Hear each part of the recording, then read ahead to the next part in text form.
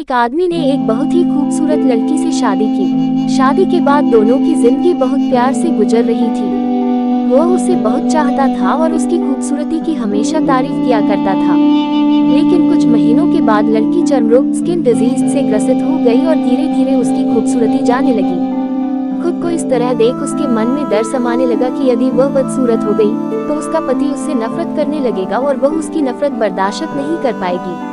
इस बीच एक दिन पति को किसी काम से शहर से बाहर जाना पड़ा। काम खत्म कर जब वह घर वापस लौट रहा था, उसका एक्सीडेंट हो गया।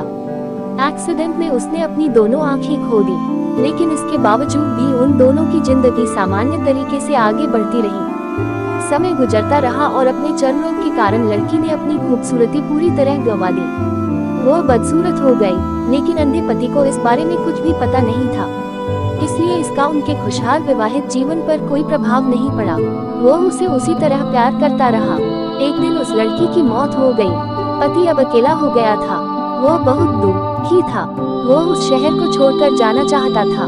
उसने अंतिम संस्कार की सारी क्रियाविधि पूर्ण की और शहर छोड़कर जाने लगा। तभी एक आदमी ने पीछे से उसे पुकारा और पास आकर कहा, अब तुम बिना सहारे के अकेले कैसे चल पाओगे? इतने साल तो तुम्हारी पत्नी तुम्हारी मदद किया करती थी। पति ने जवाब दिया, दोस्त, मैं अंधा नहीं हूँ, मैं बस अंधा होने का नाटक कर रहा था, क्योंकि यदि मेरी पत्नी को पता चल जाता कि मैं उसकी बदसूरती देख सकता हूँ तो यह उसे उसके रोग से ज्यादा दर्द देता। इसलिए मैंने इतने साल अंधे होने का दिखावा किया। वह बहुत अच्छी पत्नी थी, मैं बस उसे खुश रखना चाहता था।